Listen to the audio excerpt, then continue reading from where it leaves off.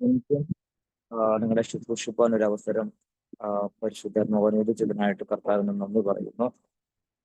ഈ ശുശ്രൂഷയിലൂടെ ആ, ആ, അതിശക്തമായ കർത്താവ് ഉപയോഗിക്കുന്ന റോയ് പോസ്റ്റർക്കായിട്ട് സ്തോത്രം ചെയ്യുന്നു.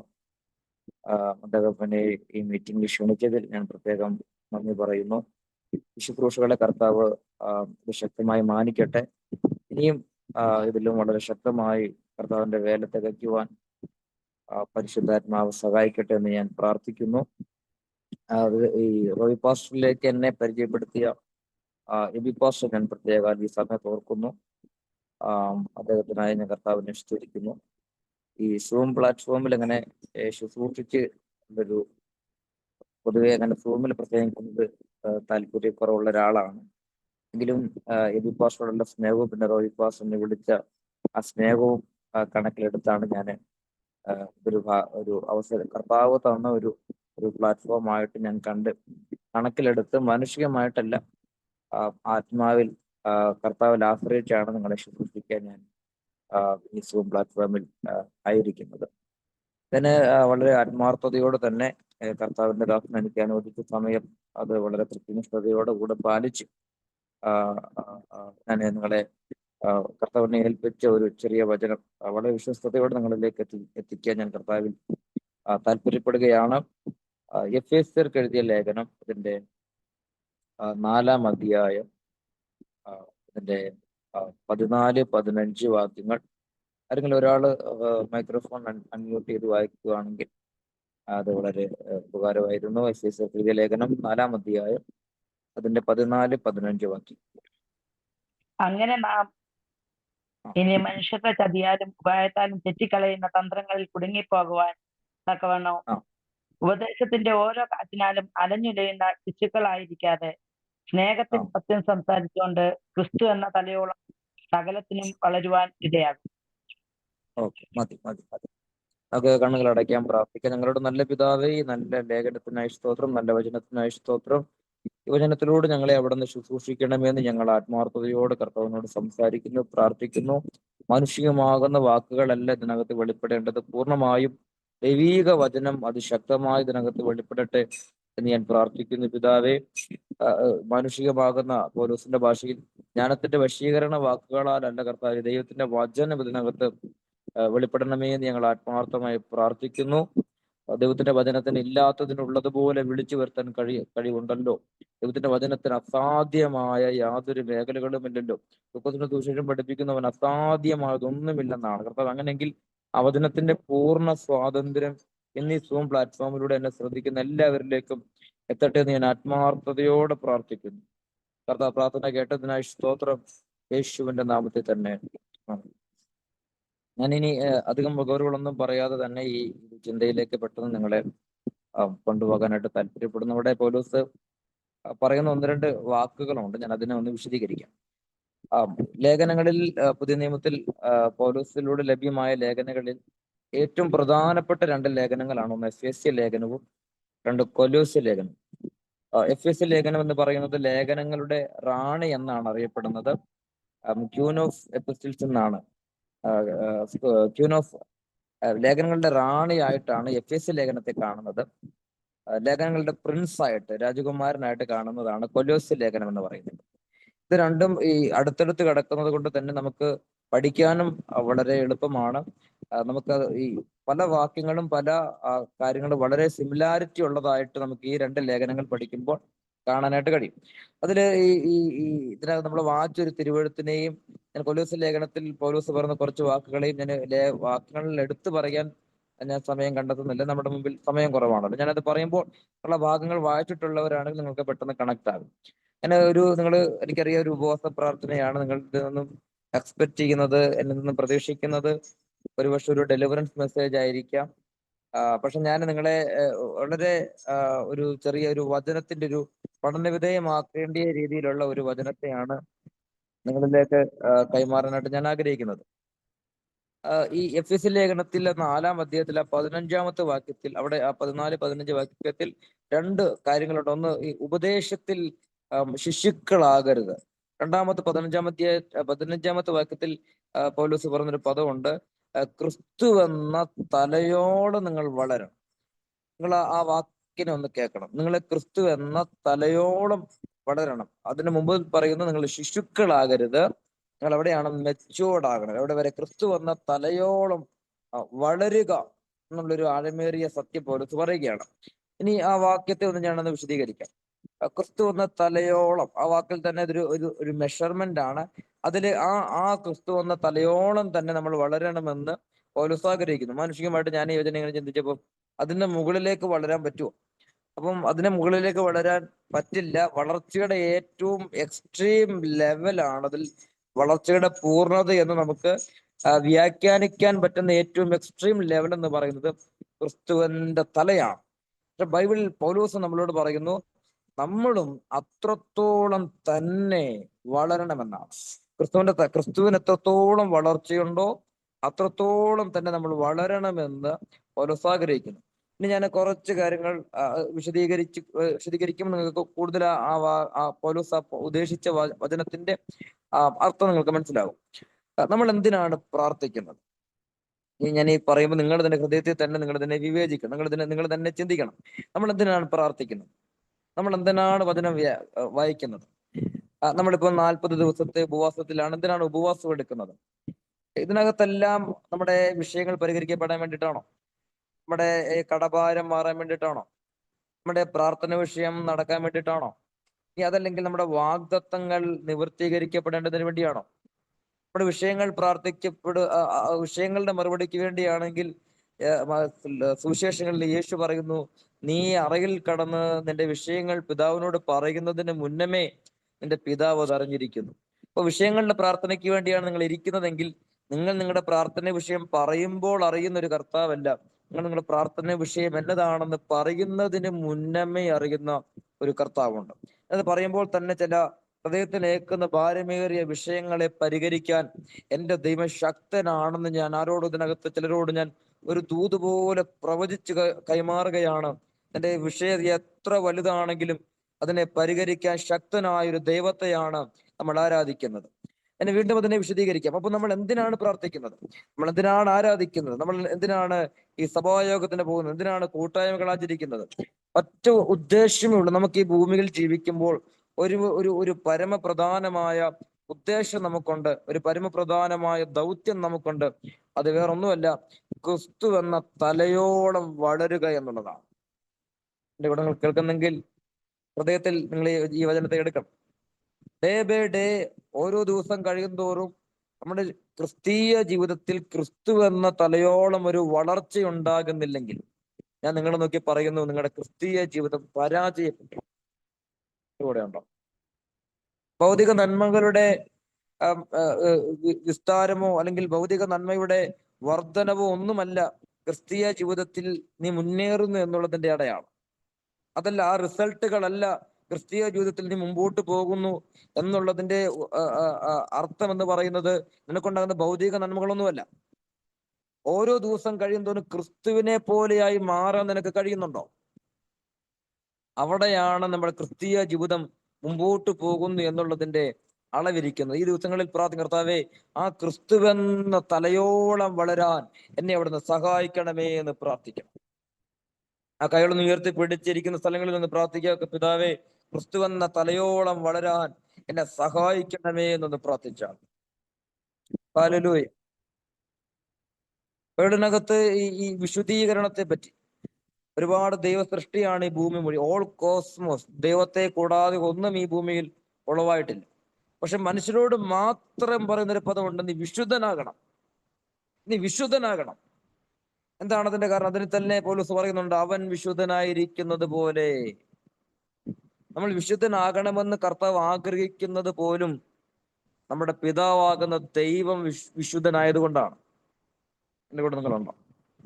ആ വിശുദ്ധിയുടെ പ്രാധാന്യത മനസ്സിലായോ? നമ്മൾ വിശുദ്ധനാകുന്നത് സ്വർഗത്തിൽ പോകാനല്ല, ജീവനത്തിൽ തിരികില്ലേ. നമ്മുടെ പിതാവ് വിശുദ്ധനായത് കൊണ്ട് അവനെ പോലായി മാറാൻ നമുക്ക് കഴിയണം. ഞാനൊരു ചർച്ചിൽ ഇങ്ങനെ ശുശ്രൂഷിച്ചപ്പോ പറഞ്ഞു, നമുക്ക് വിശുദ്ധരായിട്ട് ജീവിക്കാൻ പറ്റുമോ? ഉടനെ എൻ്റെ അടുത്ത് പറഞ്ഞു, നീതിമാൻ ആരുമില്ല, ഒരുത്തം പോലും ഇല്ല, അത് പറ്റത്തില്ലെന്ന് പറഞ്ഞു. നമ്മൾ ഈ പറ്റത്തില്ലെങ്കിലും ഈ ശ്രമം പോലും നടത്താതെയാണ് പറ്റത്തില്ലെന്ന് പറയുന്നത്. നമുക്കൊരു ശ്രമിക്കാനെങ്കിലും ഒരു മനസ്സ് വെക്കണം. ഈ യാക്കോബിന്റെ ലേഖനത്തിലാണെന്ന് തോന്നുന്നു പറഞ്ഞൊരു വാക്യം ഉണ്ടാകും, നമ്മൾ തെരഞ്ഞെടുക്കപ്പെട്ട ജാതി വിശുദ്ധ ജാതി. വിശുദ്ധ ജാതി, ആ പദം നിങ്ങൾ കേട്ടോ, വിശുദ്ധ ജാതി എന്നാ പറയുന്നത്. നമ്മൾ തെരഞ്ഞെടുക്കപ്പെട്ട വിശുദ്ധ ജാതി. നമ്മൾ ആ വിശുദ്ധ എന്നുള്ള പദം അങ്ങ് വിഴുങ്ങി കളഞ്ഞിട്ട് ജാതി എന്നുള്ള വേർഡ് എടുക്കും. നമ്മൾ ജാതിയാണെന്ന് പറയും. പക്ഷെ അപ്പോസ്തലൻ നമ്മളോട് പറഞ്ഞു, നമ്മൾ ജാതിയല്ല, നമ്മൾ വിശുദ്ധ ജാതിയാണ്.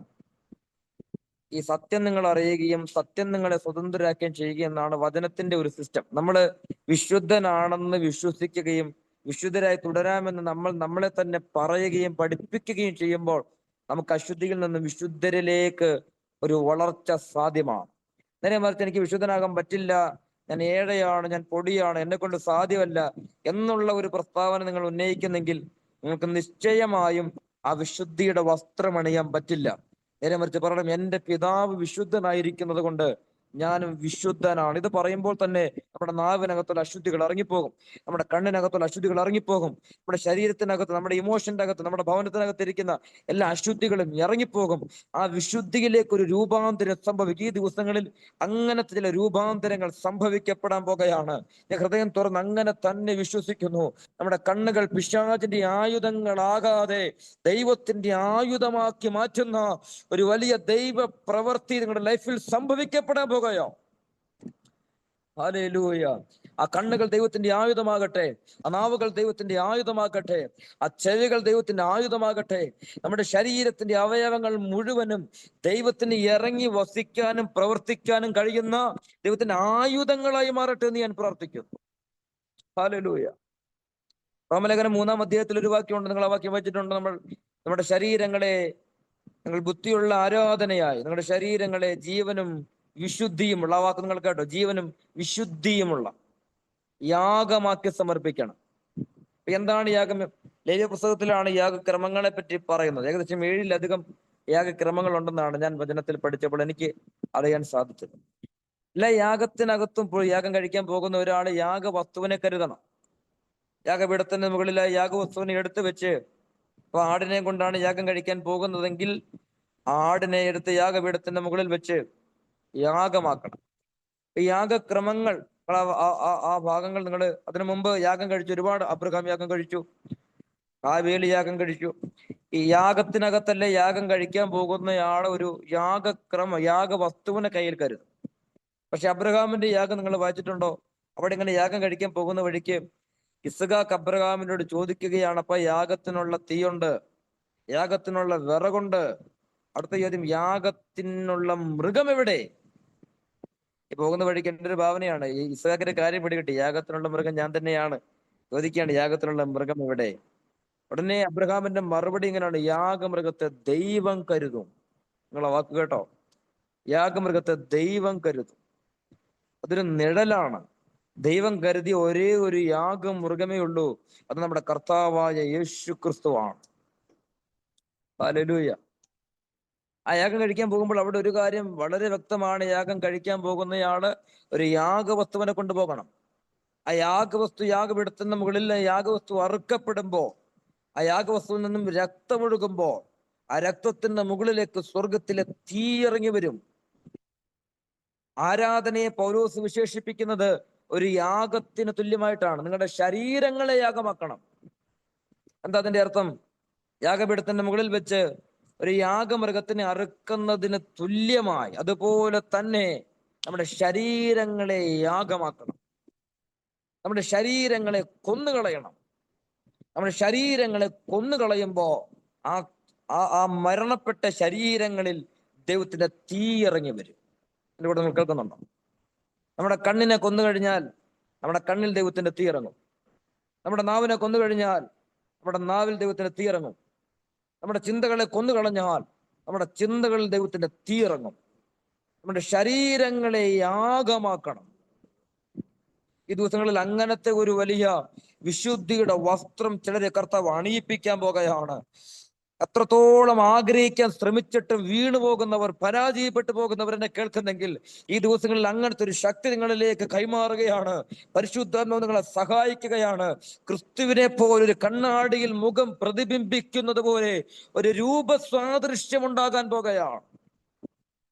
ആ കൈകളൊന്ന് ഉയർത്തി പിടിച്ചിട്ട് പ്രാർത്ഥിച്ച, യേശുവേ, ഈ ഫാസ്റ്റിംഗ് കഴിയുന്നതിനകത്ത് നിന്നെ പോലൊരു രൂപമാറ്റം എനിക്കുണ്ടാകണം, നിന്നെ പോലൊരു രൂപ സാദൃശ്യം എനിക്കുണ്ടാകണം. ഹല്ലേലൂയ. ഒരു ദിവസം കഴിയും തോറും കണ്ണാടി നോക്കിട്ട് യേശുവിനെ പോലെ വളരണം, യേശുവിനെ പോലെ വളരണം, ഇത് പറയണം. അല്ലെങ്കിൽ തമാശ രൂപേണ പറയാറുണ്ട്, നമ്മൾ ഒരുങ്ങിയിട്ട് കണ്ണാടിയുടെ മുമ്പിൽ നോക്കിയിട്ട് മമ്മൂട്ടിയെ പോലെ ഇരിക്കുന്നു, മോഹൻലാലിനെ പോലെ ഇരിക്കുന്നു എന്നല്ല പറയേണ്ടത്, എന്റെ യേശുവിനെ പോലെ ഇരിക്കുന്നു എന്ന് വേണം പറയാൻ. അതിലേക്കാണ് നമ്മുടെ വളർച്ച എന്ന് പറയുന്നത്. ഓരോ ദിവസം കഴിയും തോറും നമ്മുടെ സ്വഭാവങ്ങൾ, നമ്മുടെ സംസാര രീതികൾ, ഈ ഈ യേശു ഈ സുവിശേഷത്തിൽ ഒരു ഈ അടിമയായിട്ടുണ്ടായിരുന്ന ഒരാളെ യജമാനൻ സ്വതന്ത്രനാക്കി വിടുന്നു. അവന്റെ കടമെല്ലാം കൂടെ യജമാനൻ എഴുതി തള്ളിയിട്ട് അവനെ ഫ്രീ ആക്കി വിടുന്ന സമയത്ത് ഈ അടിമ പോയിട്ട് വഴിയിൽ ഒരുത്തനെ, അവന്റെ കയ്യിൽ നിന്ന് പൈസ മേടിക്കാനുള്ള ഒരുത്തനെ കാണുമ്പോൾ അവനെ ഈ കഴുത്തിന് കുത്തിപ്പിടിക്കുന്നു. ഇത് കണ്ട് യജമാനൻ അവനെ പിടിച്ച് തന്റെ ആജീവനാന്തം അടിമയാക്കി വെക്കുന്ന ഒരു ഉപമ യേശു പറയുന്നുണ്ട്. അതിനകത്തും യജമാനൻ അവന്റെ കടമെല്ലാം ക്ഷമിച്ചതുപോലെ അവന് മറ്റൊരാളോട് ക്ഷമിക്കാൻ പറ്റിയില്ല. അതിന്റെ അർത്ഥം യജമാനന്റെ മനോഭാവം അവനിൽ ഉണ്ടായില്ല. ഇതൊരു നിഴലാണ്, ഇതൊരു ഉപമയാണ്. അതിന്റെ യാഥാർത്ഥ്യം എന്ന് പറയുന്നത് നമ്മുടെ യജമാനനാകുന്ന യേശു ക്രിസ്തുവിന്റെ മനോഭാവം നമ്മൾക്കുണ്ടാകണം. എത്രത്തോളം കടും ചുവപ്പായ പാപികളായിരുന്ന നമ്മളെ കഴുകി ഹിമം പോലെ വെളുപ്പിച്ച കർത്താവിന്റെ മനോഭാവം നമുക്കുണ്ടെങ്കിൽ നമ്മുടെ മുമ്പിൽ വരുന്ന എത്ര വലിയ പാപിയാണെങ്കിലും അവനെ ചേർത്ത് പിടിക്കാനും അവന്റെ പാപങ്ങളെ കഴുകിക്കളയാനുമുള്ള ഒരു മനോഭാവം നമ്മൾക്കുണ്ടാകും. വളരെ തെറ്റിദ്ധരിക്കപ്പെട്ട ഒരു സുവിശേഷ രീതിയാണ് നമ്മുടെ ഈ പല സ്ഥലങ്ങളിലും ഞാൻ കേട്ടിട്ടുണ്ട്. ഈ പാപികൾക്ക് സ്വർഗത്തിൽ പോകാൻ പറ്റത്തില്ല, മദ്യപാനികൾക്ക് സ്വർഗത്തിൽ പോകാൻ പറ്റത്തില്ല, പാപം ചെയ്യുന്നവർക്ക് സത്യമാണ്. പക്ഷെ അത് പറയേണ്ട രീതി അങ്ങനല്ല. നിങ്ങളുടെ പാപം എത്ര കടുഞ്ചുവപ്പാണെങ്കിലും അതിന് ഹിമം പോലെ വെളുപ്പിക്കാൻ എൻ്റെ യേശുവിന് പറ്റുമെന്ന് പറയണം.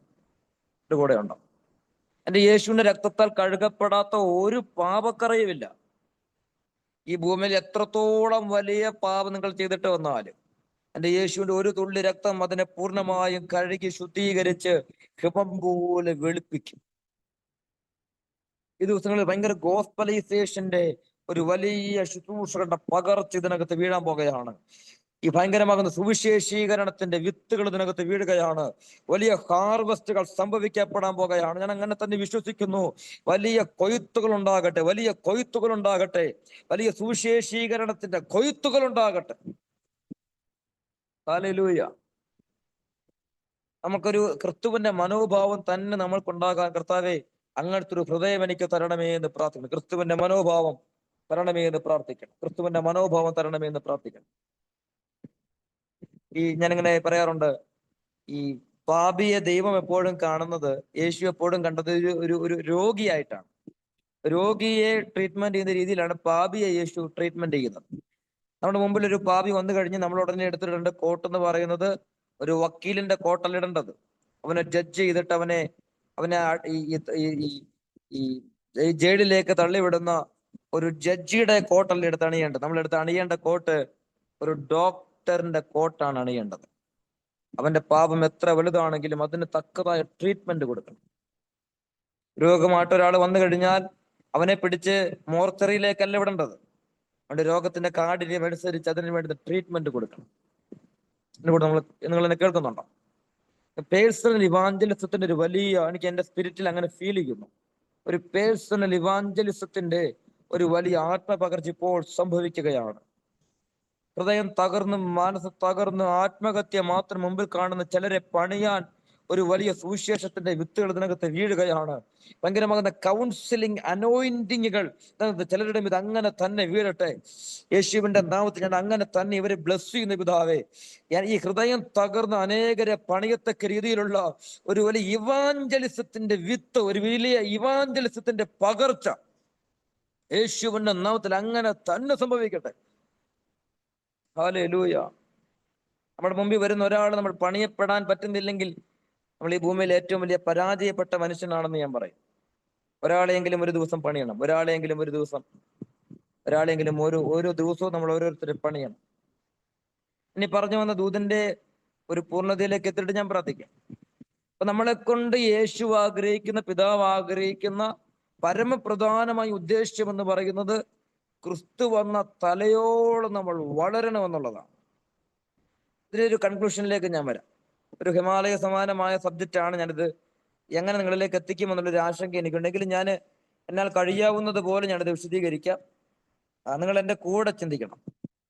ഈ എന്തിനാണ് ക്രിസ്തു എന്ന തലയോളം ഭൂമിയിൽ വളരുക എന്നുള്ളതിന്റെ ഉദ്ദേശം എന്ന് പറഞ്ഞാൽ, എന്താണ് ഈ ക്രിസ്തുവിലൂടെ സാധ്യമാക്കപ്പെട്ട കാര്യം നമ്മൾ എന്താണെന്ന് ആദ്യം മനസ്സിലാക്കണം. യേശു ക്രിസ്തു ഭൂമിയിൽ വന്നതുകൊണ്ട് നടന്ന പ്രധാനപ്പെട്ട കാര്യം എന്താണ്? പ്രധാനപ്പെട്ട മാറ്റം എന്താണ്? എന്തിനാണ് കർത്താവായ യേശു ക്രിസ്തുവിനെ പിതാവ് ഭൂമിയിലേക്ക് അയച്ചത്? ഇതിന്റെ പ്രധാന ഉദ്ദേശം മനസ്സിലാക്കുമ്പോൾ നമ്മുടെ ഈ ക്രിസ്തു വന്ന തലയോളം എന്തിനു വളരണമെന്ന് പൗലോസ് പറഞ്ഞു എന്നുള്ളതിന്റെ ആശയം മനസ്സിലാകും. ഞാൻ വാക്യങ്ങളൊന്നും വായിക്കുന്നില്ല, സമയത്തിന്റെ വിസ്താര ഭയം ഉള്ളത് കൊണ്ട് ഞാൻ പെട്ടെന്ന് കാര്യങ്ങൾ പറഞ്ഞു ഇവിടെ നിങ്ങൾക്ക് ഇതറിയാവുന്ന ഞാൻ വിശ്വസിക്കുന്നു. ഈ ഏദനിൽ ആദാമും ഹവ്വയും പാപം ചെയ്ത് വീണു.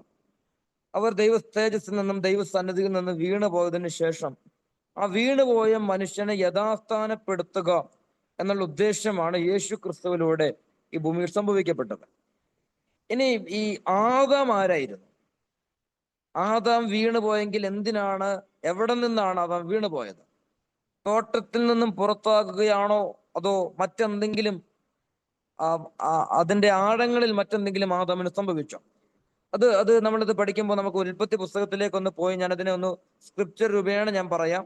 നിങ്ങൾക്ക് ഇതിന് ശേഷം നിങ്ങൾക്ക് ഈ വചനം വായിച്ച് നിങ്ങൾക്ക് ഞാൻ പറയുന്നത് ശരിയാണെന്ന് ഇതിന് ശേഷം നിങ്ങൾക്ക് ഇത് ആലോചിക്കാം. ഞാനിത് പറയുമ്പോൾ നിങ്ങൾ ആരും പുസ്തകം തുറക്കരുത്, എന്നെ ശ്രദ്ധിച്ച് കേൾക്കണം. ഈ പുസ്തകം തുറന്ന് സംസാരിക്കാനുള്ള സമയമില്ലാത്തത് കൊണ്ട്. 6 ദിവസം കൊണ്ടാണ് ഈ കാണുന്ന പ്രപഞ്ചം മുഴുവൻ ദൈവം ഉണ്ടാക്കിയത്. എന്നെ കേൾക്കുന്നുണ്ടോ? 6 ദിവസം കൊണ്ടാണ് ഈ കാണുന്ന പ്രപഞ്ചം മുഴുവൻ ഉണ്ടാക്കിയത്. ഒന്നാമത്തെ ദിവസം ഭൂമി ഉണ്ടാക്കി, വെളിച്ചമുണ്ടാക്കി, ഇരുളിനെ വെളിച്ചത്തെ നമ്മൾ വേർപിരിച്ചു, വിധാനമുണ്ടാക്കി, ഉണങ്ങിയ നിലം കാണട്ടെ എന്ന് പറഞ്ഞ് ഭൂമി ഉണ്ടാക്കി, ഉണങ്ങിയ നിലത്ത് നിന്ന് സസ്യങ്ങൾ മുളച്ചു വന്നു, വൃക്ഷങ്ങൾ ഉണ്ടായി. ഈ കാണുന്ന പ്രപഞ്ചം മുഴുവൻ 6 ദിവസങ്ങൾ കൊണ്ടുണ്ടായി. ഇനി എന്നെ കേട്ടെ, 6 ദിവസം കൊണ്ട് ഈ പ്രപഞ്ചം മുഴുവൻ ഉണ്ടാക്കിയത് ദൈവത്തിന്റെ വാക്കിനാലാണ്. എന്റെ കൂടെ ഉണ്ടോ? അവന്റെ വാക്കിനാൽ ഇത് മുഴുവൻ ഉളവായി. ഈ പ്രപഞ്ചം ഉണ്ടാക്കാൻ ദൈവത്തിന്റെ ശബ്ദം മാത്രം മതിയായിരുന്നു. ഉണ്ടാകട്ടെ എന്ന ഒറ്റ വാക്കിൽ അത് സകലതും ഉളവായി വന്നു. ഇതേ വാക്ക് തന്നെ നിങ്ങളിലേക്കും ദൈവത്തിന് പറയാൻ കഴിയും. ഞാൻ അവരോട് അങ്ങനെ പ്രവചനം പോലെ പറയുന്നു, ചിലത് ഉണ്ടായി വരട്ടെ എന്ന് ദൈവം പ്രവചിക്കാൻ പോകുകയാണ്. ഹല്ലേലൂയ. അടഞ്ഞ ഉദരത്തെ നോക്കിയിട്ട് സാറയെ നോക്കിയിട്ട് പറഞ്ഞു, അടുത്ത വർഷം ഞാൻ വരുമ്പോൾ നിനക്കൊരു മകനുണ്ടായിരിക്കും. ഗർഭപാത്രം ഇല്ലെങ്കിൽ പോലും അത് സാധ്യമായേ പറ്റൂ. കാര്യം വന്നത് ദൈവത്തിന്റെ വായിൽ നിന്നുമുള്ള ശബ്ദമാണ്. പുരുഷനെ അറിയാത്ത മേരിയോട് പറയുന്നു, നിന്നിൽ നിന്നും ഇമ്മാനുവേൽ എന്ന് പേര് വിളിക്കപ്പെടുന്ന മശിഹ ജനിക്കും. ജനിക്കപ്പെട്ടേ പറ്റൂ. കാര്യം ദൈവത്തിന്റെ വാക്കിൽ നിന്നും വന്ന ശബ്ദമാണ്. ഈ ദിവസങ്ങളിൽ ഇങ്ങനത്തെ ചില ശബ്ദങ്ങൾ നിങ്ങളുടെ വീടിനകത്ത് മുഴങ്ങാൻ പോകുകയാണ്. നിങ്ങൾ അസാധ്യമെന്ന് തോന്നുന്ന ചില വിഷയത്തിനകത്ത് ഇത് യഹോവയാൽ സംഭവിച്ചു എന്ന് പറയുന്ന സാക്ഷ്യങ്ങൾ നിങ്ങളുടെ നാവേന്ന് പുറത്തു വരാൻ പോകുകയാണ്. ഓ ഹല്ലേലൂയ, ഹല്ലേലൂയ. എപ്പോഴും ഓർക്കണം, ഈ 1% പോലും ഒരു സാധ്യതയില്ലാത്ത മേഖല എവിടെയെങ്കിലും ഉണ്ടെങ്കിൽ, 1% പോലും സാധ്യതയില്ലാത്ത മേഖല ഉണ്ടെങ്കിൽ ഉറപ്പിച്ചോണം അവിടെ ദൈവത്തിന്റെ കരം ചലിക്കാൻ പോകുകയാണ്. എന്റെ കൂടെ ഉണ്ടോ? ഞാൻ വീണ്ടും അതിനെ ഒന്ന് വിശദീകരിക്കാം. ഒരു കുഞ്ഞിന് പോലും ജന്മം കൊടുക്കാൻ സാധ്യതയില്ലാത്ത സാറയിൽ നിന്നാണ് ഐസക്ക് ജനിച്ചത്. ഐസക്കിന്റെ ഭാര്യ റിബേക്കയുടെ ഉദരം അടഞ്ഞതായിരുന്നു. ആ റിബേക്കയിൽ നിന്നാണ് യാക്കോബ് ജനിച്ചത്. യാക്കോബിന് 2 ഭാര്യമാരും 2 ദാസിമാരും ഉണ്ടായിരുന്നു. റാഹേലിന്റെ ഉദരം അടഞ്ഞതായിരുന്നു. ആ റാഹേലിൽ നിന്നാണ് ജോസഫ് വെളിയിൽ വന്നത്. വാർദ്ധക്യത്തിലിരുന്ന എലിസബത്തിൽ നിന്നാണ് യോഹന്നാൻ പുറത്തു വന്നത്. അടഞ്ഞ ഗർഭപാത്രമുള്ള ഹന്നയിൽ നിന്നാണ് സാമുവേൽ പുറത്തു വന്നത്. പുരുഷനെ അറിയാത്ത സ്ത്രീയിൽ നിന്നാണ് മശിഹ പുറത്തു വന്നത്. ഞാൻ വീണ്ടും പറയുന്നു, 1% പോലും നീ പുറത്തു വരാനും നിന്റെ മേലുള്ള വാഗ്ദത്തങ്ങൾ തുറക്കപ്പെടാനും നിന്റെ മേലുള്ള ദൈവിക പ്രവർത്തികൾ ആരംഭിക്കാനും 1% പോലും സാധ്യതയില്ലെങ്കിൽ ഭാരപ്പെടരുത്. ദൈവത്തിന്റെ കരം ചലിക്കപ്പെടാൻ പോകുകയാണ്. സകല വാതിലുകളും അടഞ്ഞെങ്കിൽ അതൊരു അടയാളമാണ്. ദൈവത്തിന്റെ കരം ചലിക്കാൻ പോകുകയാണ്. ഉയരത്തിൽ നിന്നും ഒരു കരം നിനക്ക് വേണ്ടി ഇറങ്ങി വരാൻ പോകുന്നു എന്നുള്ളതിന്റെ അടയാളമാണ്. ഞാൻ ആരോട് പ്രവചിക്കുന്നു, പ്രവർത്തിപ്പാൻ കഴിയാതെ വണ്ണം അവന്റെ കരം കുറുകിപ്പോയിട്ടില്ല. ഇന്ന് ചില വീടുകൾക്കകത്ത് ദൈവത്തിന്റെ കരത്തിന്റെ ഭാരം അതുപോലെ തന്നെ വെളിപ്പെടാൻ പോകുകയാണ്. ഹല്ലേലൂയ. അതങ്ങനെ സംഭവിക്കട്ടെ. നമ്മുടെ ദൈവത്തെ അതുപോലെ വിശ്വസിക്കണം. നമ്മുടെ ദൈവത്തിന് അസാധ്യമായതൊന്നുമില്ല. വലതുകരം ഹൃദയത്തോട് ചേർത്ത് വെച്ചിട്ടൊന്ന് പറഞ്ഞൊന്ന് മനസ്സിനൊന്ന് ഉറപ്പിച്ച്, എന്റെ ദൈവത്തിന് അസാധ്യമായതൊന്നുമില്ല. കഴിയുന്നവരെല്ലാം ആ വലതുകരം മാറോട് ചേർത്ത് പിടിച്ചിട്ട് ഒന്ന് ഹൃദയത്തെ ഒന്ന് പറഞ്ഞൊന്ന് ബലപ്പെടുത്തിക്ക്, ഹൃദയത്തെ ഒന്ന് ബലപ്പെടുത്തിക്ക്. എന്റെ ദൈവത്തിന് അസാധ്യമായതൊന്നുമില്ല. ഹല്ലേലൂയ. ബൈബിളിനകത്ത് 365 തവണ പറഞ്ഞിരിക്കുന്ന പദം എന്താണെന്ന് അറിയാം? ഭയപ്പെടേണ്ട, ഭയപ്പെടേണ്ട. ഒരു വർഷം 365 ദിവസമാണല്ലോ.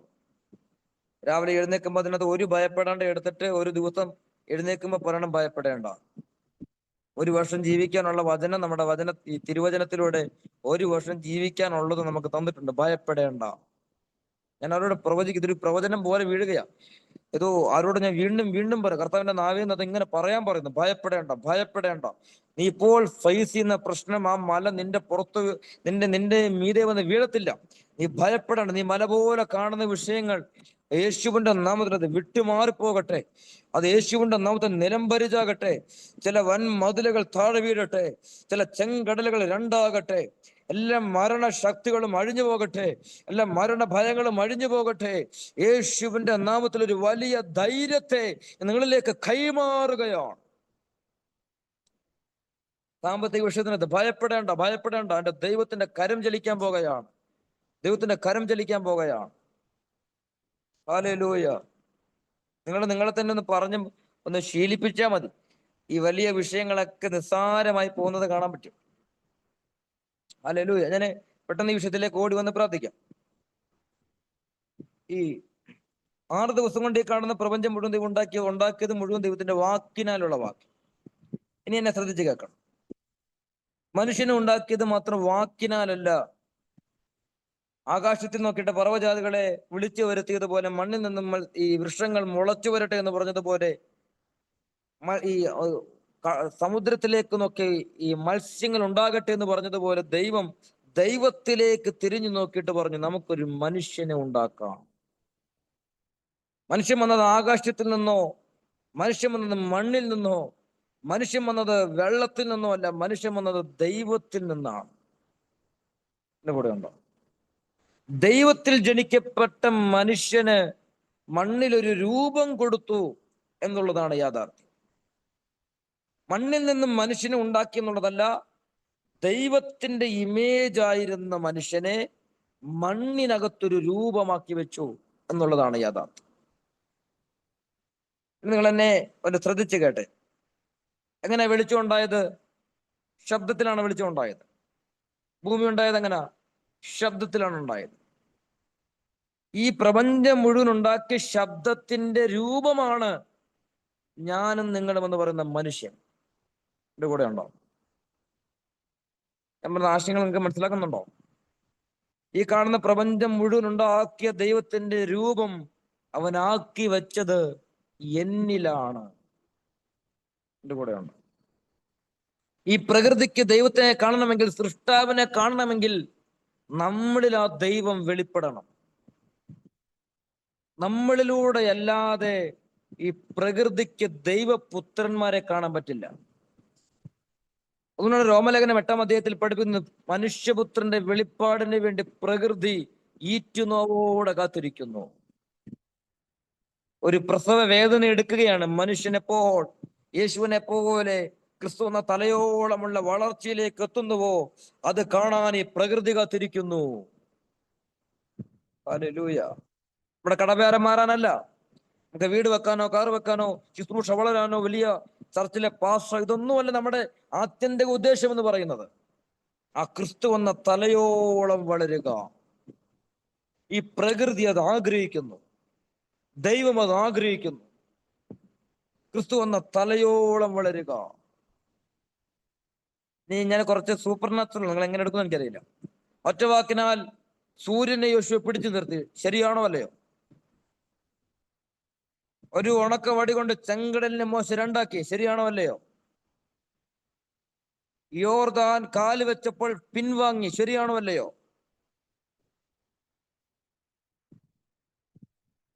ചെങ്കടൽ പോലത്തെ ഒരു വഴി തുറക്കും എന്ന് പറയുന്നതാണോ, അതോ ചെങ്കടൽ രണ്ടാക്കാൻ ഇപ്പോഴും ദൈവത്തിന് കഴിയും എന്നുള്ളതാണോ സത്യം? എന്റെ കൂടെ നിങ്ങൾ ഉണ്ടെങ്കിൽ ആമേൻ പറഞ്ഞു.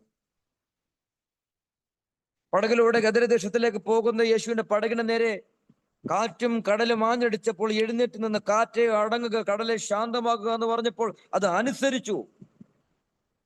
എന്തുകൊണ്ട്? പ്രകൃതി മുഴുവൻ ഇവരെ അനുസരിക്കാനുണ്ടായ കാരണം, ഏതോ മേഖലകളിൽ അവർ ദൈവപുത്രന്മാരായി മാറ്റം സംഭവിച്ചു. ദൈവപുത്രന്മാരുടെ ഇമേജിലേക്ക് മാറി.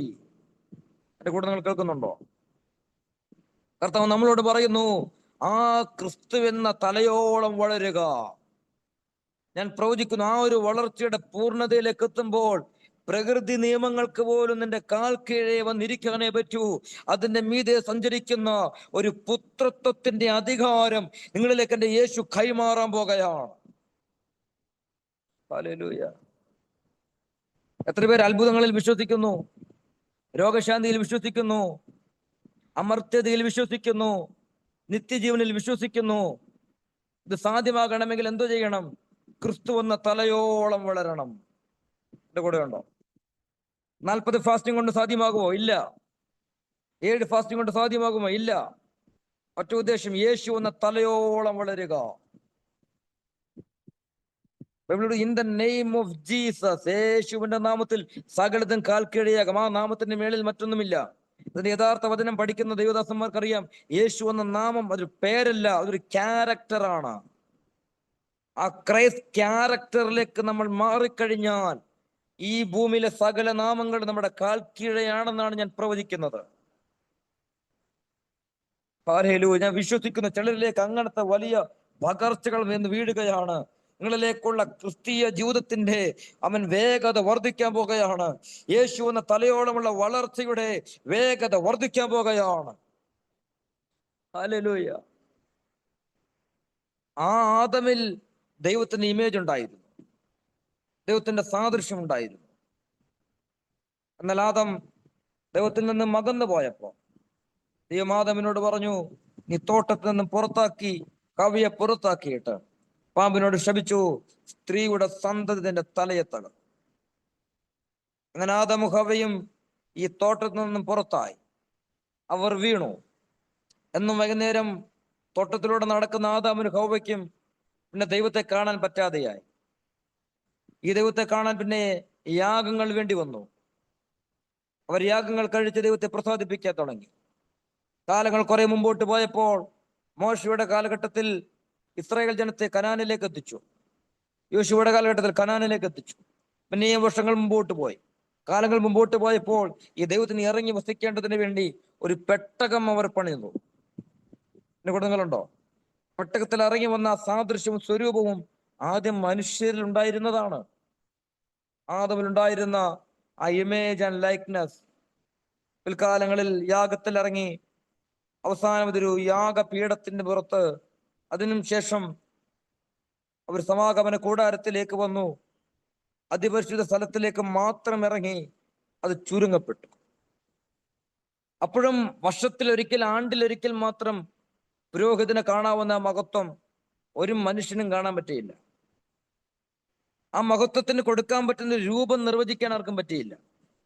ആ മഹത്വം എങ്ങനെ ഇരിക്കുമെന്ന് ആർക്കും ഒരു ഇമേജ് കൊടുക്കാൻ പറ്റിയില്ല.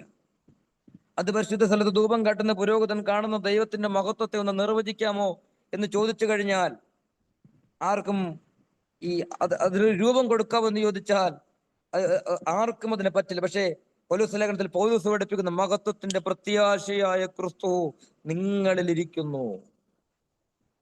എന്റെ കൂടെ കേൾക്കുന്നുണ്ടോ നിങ്ങൾ? മഹോപുരോഹിതന് നിർവചിക്കാൻ കഴിയാത്ത മഹത്വത്തിന്റെ രൂപം പൗലോസ് നിർവചിക്കുകയാണ്. മഹത്വത്തിന്റെ രൂപം നിന്റെ ശരീരമാണ്. നിന്റെ ശരീരത്തിനകത്ത് ക്രിസ്തു വസിക്കുന്നത് പോലെയാണ് ആ മഹത്വത്തിന്റെ രൂപം എന്ന് പറയുന്നത്. അതിനും ശേഷം പ്രവാചകന്മാരുടെ കാലഘട്ടം എത്തിയപ്പോൾ യെശയ്യാവ് പ്രവചിച്ചു, ആരാണ് ദൈവത്തിന്റെ പ്രതിമ? കല്ലുകൾ കൊണ്ടുള്ളതാണോ, അത് തടി കഷ്ണങ്ങൾ കൊണ്ടുള്ളതാണോ? ജീവനുള്ള ദൈവത്തിന്റെ പ്രതിമ ആരാണ്?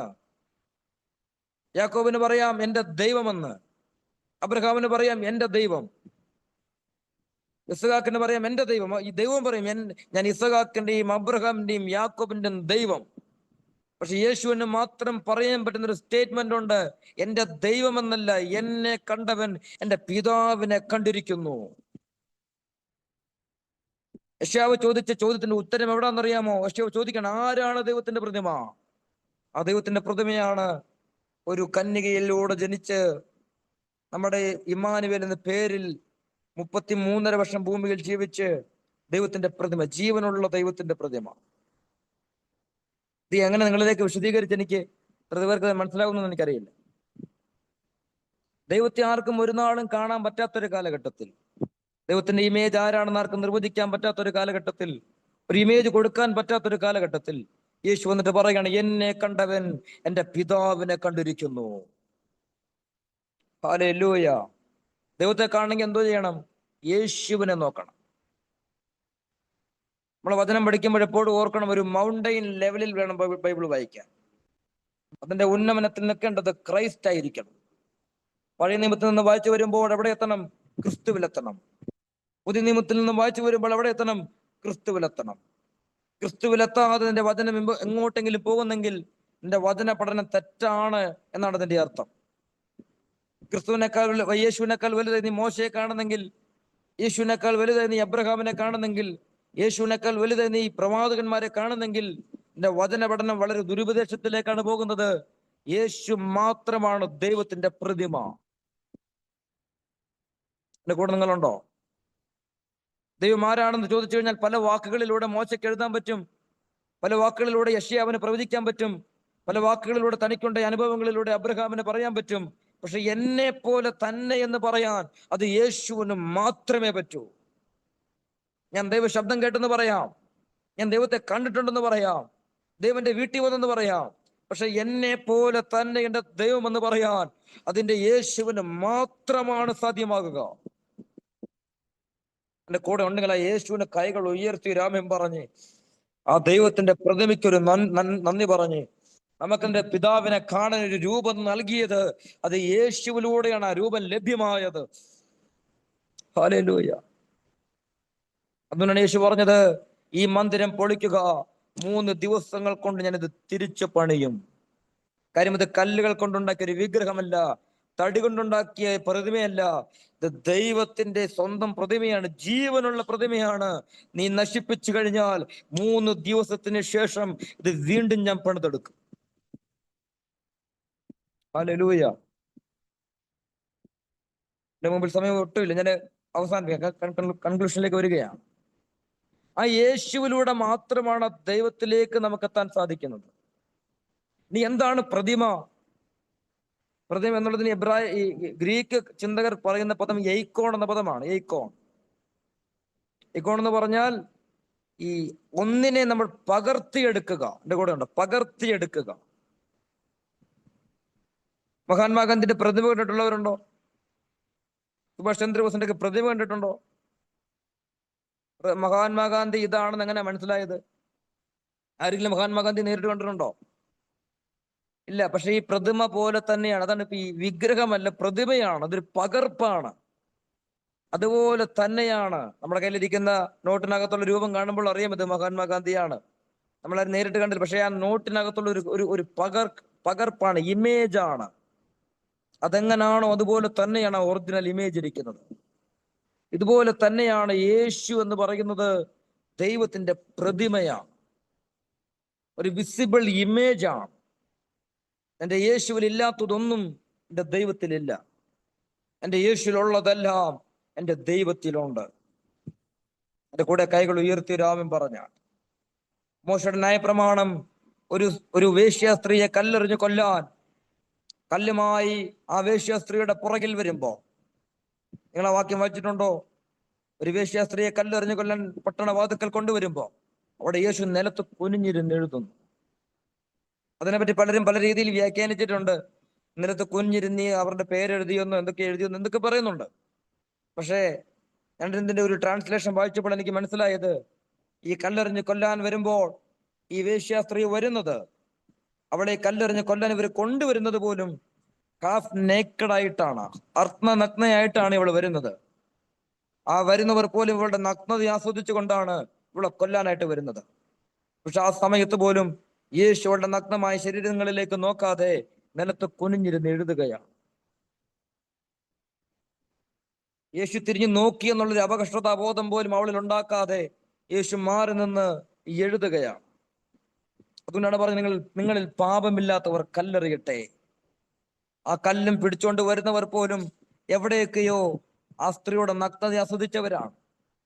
പക്ഷെ 1% പോലും പാപം കണ്ണിൽ പോലും പ്രവേശിക്കാതെ വിശുദ്ധനായി, വിശുദ്ധിയിൽ പൂർണ്ണ വിശുദ്ധനായി ജീവിച്ച്, വിശുദ്ധിയെ എന്താണെന്ന് ചോദിച്ച് നിർവചിക്കാൻ പറ്റുന്ന ഏറ്റവും ഉന്നതമായ രൂപം എന്താണ്? അതിന്റെ യേശുവിന്റെ രൂപം മാത്രമാണ്. ആ കൈകൾ ഉയർത്തിപ്പിടിച്ചൊരു ഹല്ലേലൂയ പറയുക. ഹല്ലേലൂയ. യേശു ക്രിസ്തുവിലൂടെ കാൽവരി മരണത്തിലൂടെ സംഭവിക്കപ്പെട്ട കാര്യം, അടക്കപ്പെട്ടു, 3 ദിവസത്തിന് ശേഷം ഉയർത്തെഴുന്നേൽക്കപ്പെട്ടു, സ്വർഗത്തിൽ 40 ദിവസത്തിന് ശേഷം നിലത്ത് നിന്ന് കാലുകൾ പൊങ്ങി സ്വർഗത്തിലേക്ക് കരേറിപ്പോയി.